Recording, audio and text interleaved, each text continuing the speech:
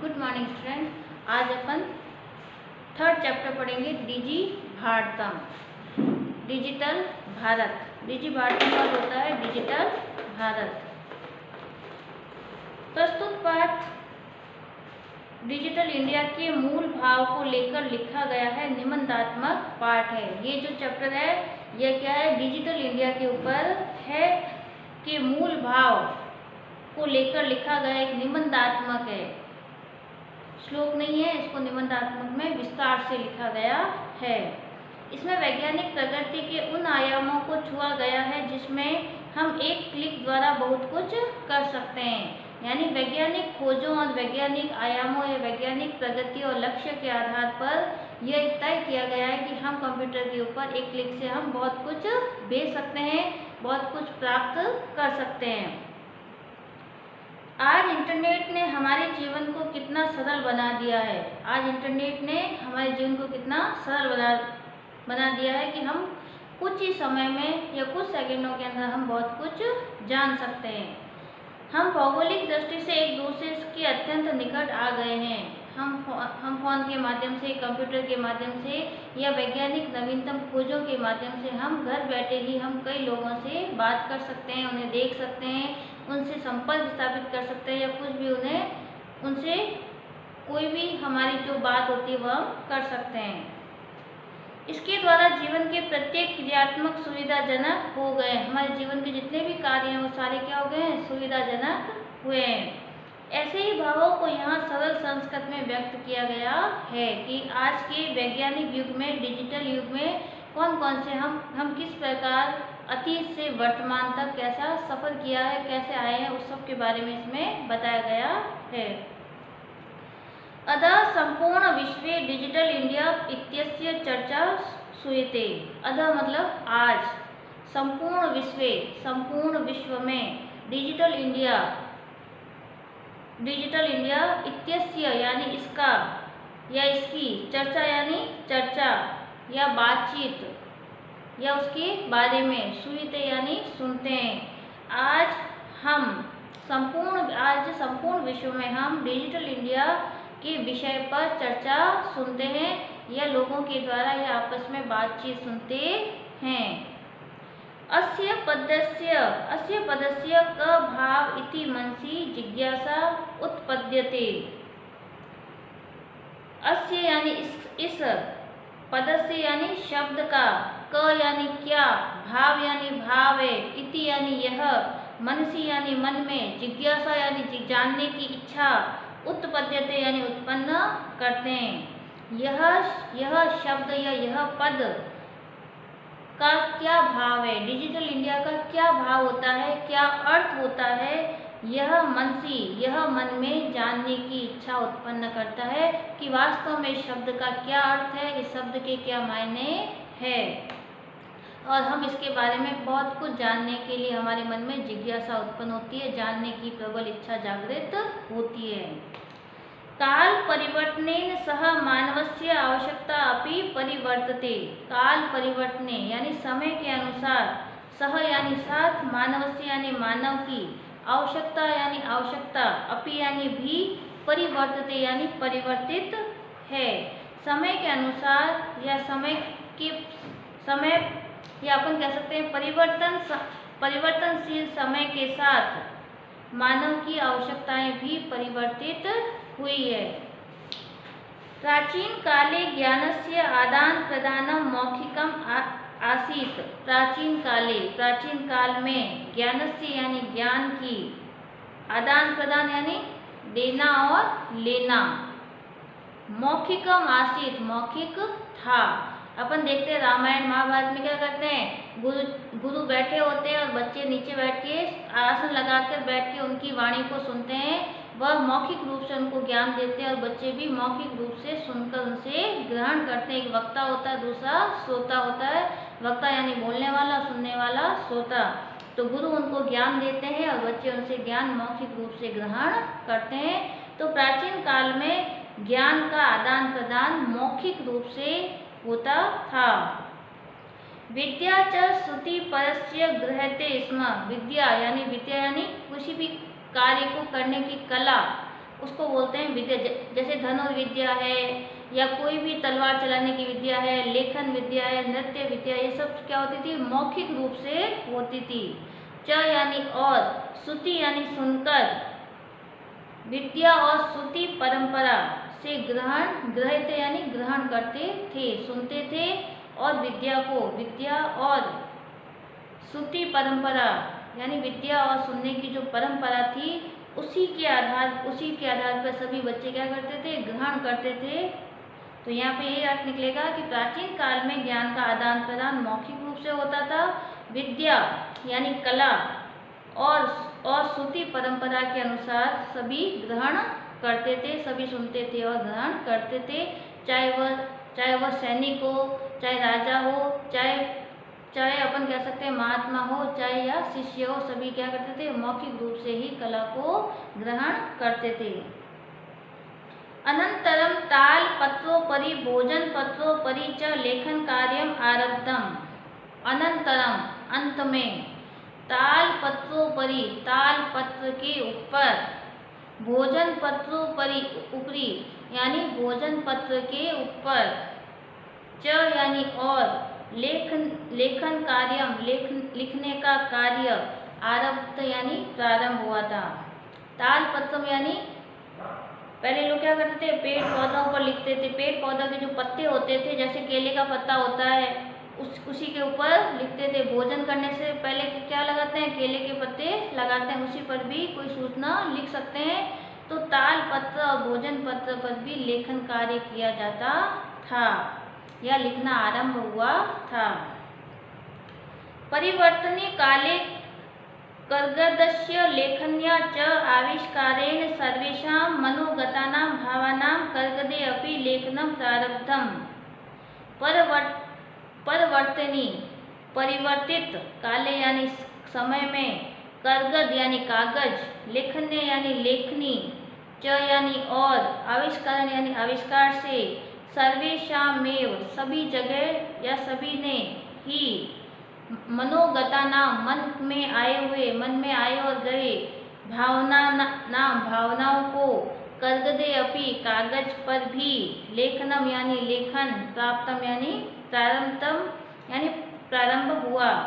तो परिवर्तनशील समय में या समय के बदलते क्रम में कागज और लेखनी का आविष्कार हुआ और सभी ने अपने मनों के भाव कागज पर या पेपर पर लेखनी से लिखने प्रारंभ कर दिए और लेखन कार्य पेपर पर या कागज पर शुरू हो गया। तो पूरा इसका अर्थ ये निकलेगा। एक पैराग्राफ पर देखें।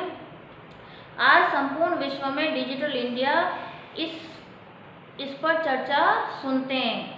यह पद क्या, इस शब्द का या इस पद का क्या भाव है, हमारे मन में जिज्ञासा उत्पन्न होती है।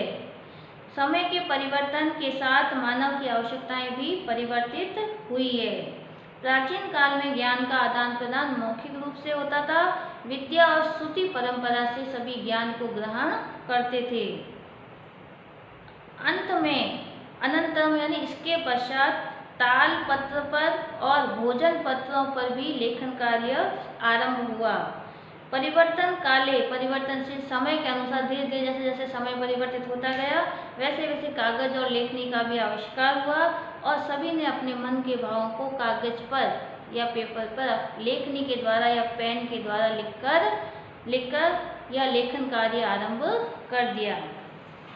इसके अंतर्गत पीछे देखो, इसके अंदर एक और पैराग्राफ है।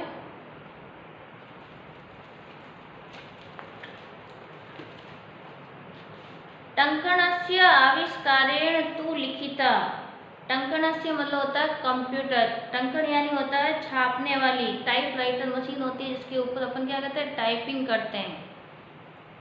तो टंकण यंत्रस्य टाइपराइटर मशीन आविष्कारेण आविष्कार से, तु यानी तो, लिखिता मतलब लिखी, सामग्री यानी सामग्री, टंकिता सती बहुकालाय सुरक्षिता अतिष्ठत। टंकण यंत्र होते थे या टाइपराइटर मशीनें होती थी, लोग उसके ऊपर टाइप करते थे और उन टाइप किए हुए पेपर को हम लंबे समय तक सुरक्षित रख सकते हैं। जैसे कोई भी प्राचीन ग्रंथ होते हैं, प्राचीन बुक होती है, या हम कोई भी टाइप करके बुक या किताब होती है उसको छाप प्रिंट कर देते हैं, उसको हम लंबे समय तक सुरक्षित रख सकते हैं। तो टाइपराइटर मशीन के आविष्कार से तू यानी तो लिखिता सामग्री, लिखी हुई सामग्री, टंकण सती, टाइप की हुई सामग्री है, बहुकालाय सुरक्षिता, बिना कोई क्षति के लंबे समय तक हम उसको रख सकते हैं। वैज्ञानिक प्रविधि प्रगति यात्रा पुरनपि अग्रे गता, वैज्ञानिक प्रविधि वैज्ञानिकों की खोजें, प्रगति यात्रा खोज करते हुए वैज्ञानिक खोजों की प्रगतिशील यात्रा या विकास यात्रा, पुनरपि दोबारा, अग्रे गता आगे बढ़ गई, यानी वैज्ञानिकों की खोज करने की जो प्रगतिशील यात्रा थी वह समय के अनुसार और आगे बढ़ती गई। अतः सर्वाणि कार्याणि संगणक नामेन यंत्रेण साधितानि भवन्ति।